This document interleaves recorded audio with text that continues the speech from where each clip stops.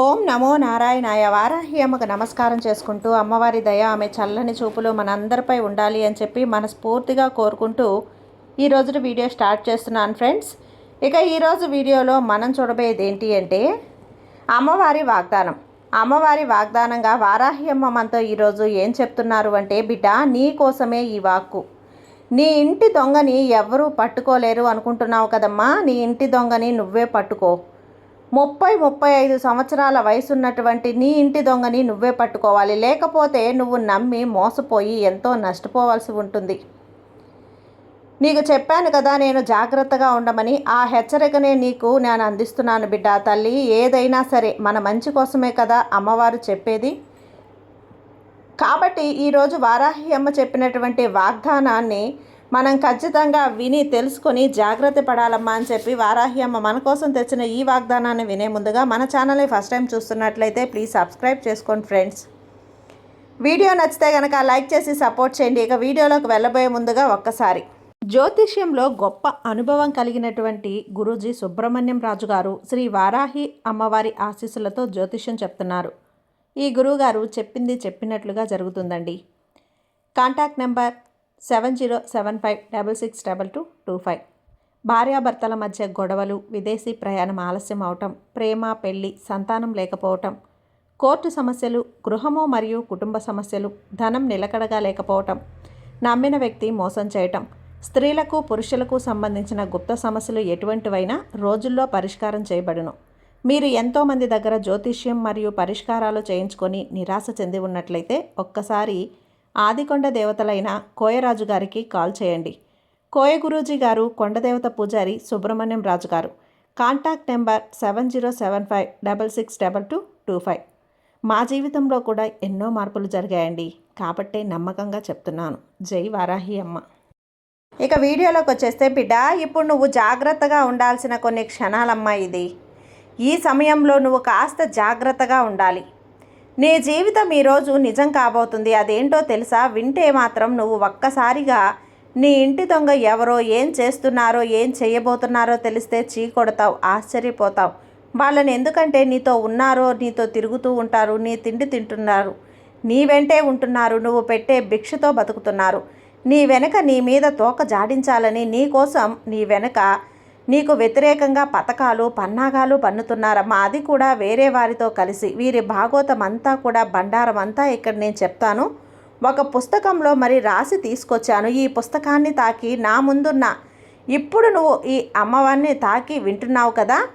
నీ జీవితానికి ఈ పుస్తకం అందిస్తున్నాను అంటే నిన్ను ఎవరైతే మోసం చేయాలి అనుకుంటున్నారో వారి గుట్టు రట్టు చేయబోతున్నాను తల్లి. వారి బండారం బయట పెట్టబోతున్నాను. వారి భాగోతం బయటపడబోతుంది. ప్రతి ఒక్కరి వారికి కూడా సంబంధించినటువంటి ప్రతి రహస్యం కూడా ఈ అమ్మ నీకు చెప్పబోతున్నాను. నేను నీ కోసం రాసి ఉంచిన ఈ ఒక్క మాట నీ ముందుంచుతాను.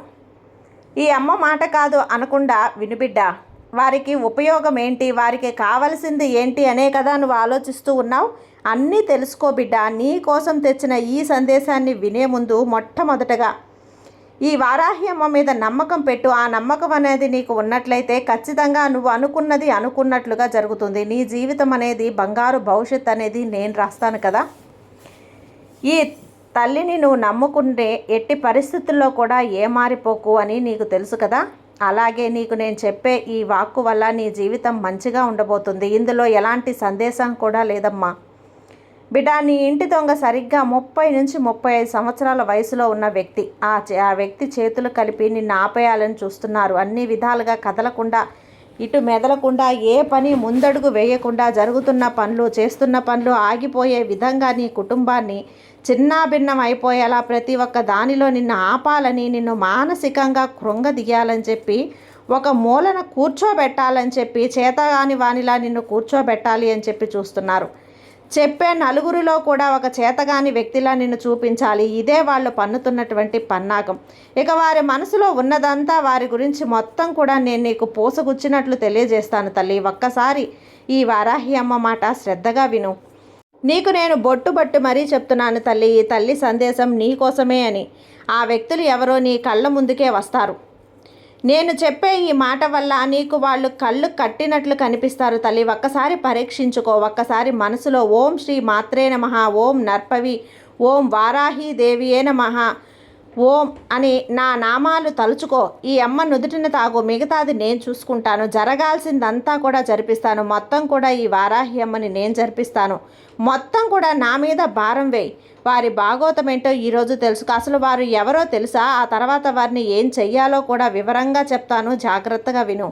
నీ కంటబడిన క్షణమే పక్కన నెట్టేయకుండా విన్నావంటే నీ జీవితం బాగుంటుంది తల్లి. లేకపోతే చిక్కుల్లో అయితే చిక్కుకుంటావు. జాగ్రత్త. ఎందుకంటే ఇంటి దొంగను ఈశ్వరుడైనా పట్టలేరు అనే సామెత పెద్దవాళ్ళు చెప్పారు కదా. నీతో మంచిగా ఉంటారు, నవ్వుతూ ఉంటారు, నీకు అనుమానం అన్నది రాకుండా చేస్తారు. కాబట్టి జాగ్రత్తగా ఈరోజు నువ్వు ఈ అమ్మ చెప్పింది ఎలాగైనా సరే ఆ విషయాన్ని నువ్వు తెలుసుకుంటేనే కదా నీ జీవితం అనేది బాగుంటుంది.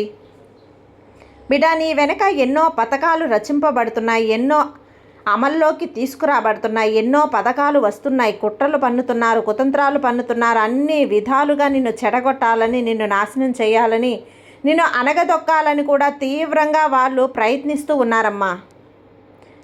నువ్వు తల పైకెత్తి చూసే అవకాశం లేకుండా చేయాలని వాళ్ళు పన్నాగాలు పన్నుతున్నారు. అన్ని విధంగా నిన్ను ఆపాలని ప్రతి ఒక్కరూ కూడా ఆ విషయంలో నీకు డబ్బు రాకుండా చేయాలి, ఇంట్లో మనశ్శాంతి లేకుండా చేయాలి, గొడవలు వచ్చేలా చేయాలి అంటూ, విజయం లేకుండా చెయ్యాలి అంటూ నువ్వు చేస్తున్న పని అన్నది ఎక్కడికక్కడ ఆగిపోవాలి అనేది, నీకు సంతోషం లేకుండా చెయ్యాలన్నదే వారి పన్నాగం. వారందరినీ దూరం చేయాలి తల్లి. ఎందుకు తల్లి అంటే ఇవన్నీ కూడా నేను చేయగలను, ఎవరికి నా మీద అంత కక్ష ఉంది అని నీకు అనుమానం రావచ్చు. అదంతా నీకు ఉంటూనే, నీ జీవితంలో ఉంటూనే, నీ తిండి తింటూనే నీ చుట్టూ ఇలాంటి నటించే మనుషులు, మంచిగా నటించే మనుషులు నీ చుట్టూ ఉన్నారమ్మా. ఆ వ్యక్తి నీ ఇరుగు పొరుగు వారు కావచ్చు. ఇద్దరు వ్యక్తులతో కలిసి కుట్ర అనేది పడుతున్నారు తల్లి, పన్నాగం పన్నుతున్నారు. ఎందుకంటే నీ ఎదుగుదలని ఆపేయాలన్నదే వాళ్ళ ఆలోచన. నీ అభివృద్ధిని వాళ్ళు కొనసాగించకూడదు అన్నదే వారి పన్నాగం. సంతోషంగా ఉండడానికి, అందరూ గౌరవించడానికి, అందరినీ మంచిగా పలకరించడానికి, కష్టంలో ఉన్నవారికి సహాయం చేయటానికి ఓర్వలేనితనంతో నీకు అయిన వాళ్ళే లేనిపోని వాళ్ళని అందరినీ కూడా దూరం చేయాలని చెప్పి వాళ్ళు ఇంతలా ప్రయత్నిస్తున్నారు. ఈ కుళ్ళు కుతంత్రాలు చెలరేగితే ఇరుగు పొరుగు వాళ్ళు ప్రతిరోజు నిన్ను చుట్టూ గమనిస్తూ ఉంటారు కదా. ఇద్దరు మాత్రం వాళ్లకు మనసులో ఉంది తల్లి, ఈ వ్యక్తి ఎలా ఇలా దిగిపోతున్నాడు, ఎలా మంచిగా సంపాదిస్తున్నాడు అని కూర్చొని తింటున్నాడే కానీ కుటుంబంలో సంతోషంగా ఉంటున్నాడే,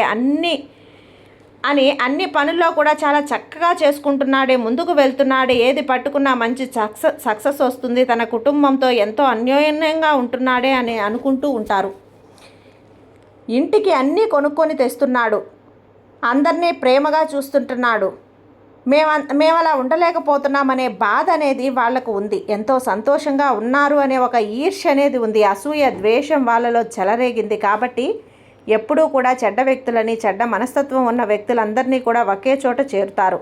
మంచి మనసు ఉన్న వ్యక్తిత్వం ఉన్న వ్యక్తులందరూ కూడా ఒక చోటుకి చేరుతారు. ఏ గూటి పక్షులు ఆ గూటికి చేరుతారు అన్నట్లుగా ఇప్పుడు నీ ఇంట్లో ఉన్న ఆ వ్యక్తికి నీ మీద ఇప్పటికీ కూడా చాలా పీకల వరకు కోపం, పీకల వరకు ద్వేషం, ఎంతో ఈర్ష్య, చేతులు జోడించి ఇరుగు పొరుగు వాళ్లతో పన్నాగాలు అలా చేస్తున్నారమ్మా. నీకు తెలియని విషయం ఏంటంటే నీ పతనాన్ని ఖర్చు కూడా పెట్టడమ్మా. నీకు కావలసింది పనులు రాకుండా చేయాలని ఏదైతే వాళ్ళు పన్నుతున్నారో ఆ పన్నాగం సక్సెస్ అవ్వాలని వాళ్ళు ప్రయత్నిస్తున్నారు. నువ్వు పెట్టే వ్యాపారాలు దివాలా తీయాలని ఆశిస్తున్నారు. వాళ్ళకి డబ్బులు రాకుండా ఇచ్చేశారు తల్లి.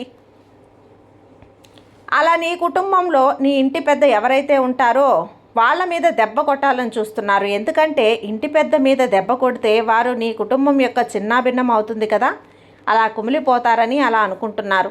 నిన్ను దెబ్బ కొట్టాలని చూస్తూ ఉంటారు కదా. నీ ఇంట్లో శుభకార్యాలు జరగకుండా చెయ్యాలి అని చెప్పి చూస్తూ ఉంటారు, పెళ్ళిళ్ళు జరగకుండా చేయాలని ఆశిస్తూ ఉంటారు, నీకు డబ్బు రాకుండా చేయాలని ఆశిస్తూ ఉంటారు. ప్రతి ఒక్క పనిలో కూడా నీకు విజయం అన్నది లేకుండా చెయ్యాలని ఎన్నో ప్రయత్నాలు చేస్తున్నారు. వాళ్ళకి తెలియంది ఏంటంటే నీ పతనం నీకు జరగబోయే వాళ్ళే పతనం అయిపోతారు అని. వాళ్ళకి తెలియని వాళ్ళ డబ్బులు కూడా పోగొట్టుకుంటున్నారు తల్లి. ఇంట్లో ఏం జరుగుతుందో వాళ్ళు గమనిస్తూ ఉంటారు. రహస్యంగా నీ ప్రతి ఒక్క గుట్టుని వాళ్ళు తెలుసుకొని చేరవేసేది ఇంకొకరికి. అది ఇంటి దొంగే కావచ్చు. ఎవరు అంటే నీతో మంచిగా నటిస్తూ ఉంటారు చూడు, వాళ్ళే. బాగా గమనించు. వారిది నటన, మంచి మనసా అన్నది నీకే అర్థమవుతుంది. బిడ్డ, ఇదంతా ఎందుకు నా మీద అని చెప్పి నీకు భయంగా ఉందా? భయపడొద్దు బిడ్డ. ఈ వారాహి అమ్మ తల్లిని నేనున్నాను కదా. ఇవాళ నేను ఎన్ని పన్నాగాలు పన్నినా నేను వాటిని తిరిగి కొట్టేస్తాను. చిన్న చిన్న అడ్డంకులు వచ్చినా నేను అడ్డం పెట్టి, నా చెయ్యి అడ్డం పెట్టి నీ ప్రమాదాల నుంచి కాపాడుతాను. నన్ను నమ్ము. ఈ తల్లిని నమ్ముకున్న వారికి చెడు ఆవహించే ప్రసక్తే లేదు తల్లి. నా చేతిని తాకు, నా నామాన్ని స్మరించు. ఈ అమ్మని వేడుకుంటున్నావు కదా, నీకు అంతా కూడా మంచే జరుగుతుంది. ఒక వ్యక్తి వయసు అయితే మాత్రం 30-35 సంవత్సరాలు కూడా ఉంటాయి బిడ్డ. నిన్ను కృంగదీయాలనుకునే వాళ్ళ వయసు నీకు తెలుసు. వారు ఎవరో అని నువ్వు గమనిస్తూ ఉండు. అలాంటి వాళ్ళు నీకు ఉంటే మాత్రం దూరంగా ఉండు. వారితో ఎటువంటి సంబంధాలు అనేటివి పెట్టుకోకుండా దూరంగా ఉండు. నీ జీవితం నిన్ను దెబ్బ కొట్టాలని చూసే వారికి, ఎవరైతే నిన్ను పైకి రానివ్వకుండా ఆపేయాలని అనుకుంటున్నారో వారందరినీ పక్కన పెట్టు. వారి మాట తీరు ఎలా ఉంది అని గమనించు, నీకే అర్థమవుతుంది. ఇక నువ్వు ఏం చెయ్యాలి, ఎందుకు చెయ్యాలి అని నీకు ఎంత ఇష్టం అనుకుంటున్నావా, వాటికి నేను సమాధానం చెప్తాను. నీ మంచి మనసు అందరికీ ఉంటుందని ఎప్పుడూ అనుకోవద్దు తల్లి. వారి మనస్తత్వం అంతే అని వదిలేసి, కానీ నిన్ను కాపాడుకునేందుకు ఈ శక్తి ఉంది కదా. ఈ శక్తి స్వరూపిణి వారాహి అమ్మను ఉన్నాను కదా. ఇక నీ చింతగా నేనున్నాను కదా బిడ్డ. నువ్వు చేయాల్సిందల్లా ఈ అమ్మని ఎలా అయితే పూజిస్తున్నావో అలాగే పూజించు. నాకు గొప్పగా పూజించాల్సిన అవసరం అయితే లేదు. నాకు నచ్చిన ఎర్రటి మందార పూలతో, ఎర్రటి రోజా పూలతో, ఎర్రటి కస్తూరి పూలతో చక్కగా ఒక పానకం చేసి పెట్టి పూజ చేయి చాలు.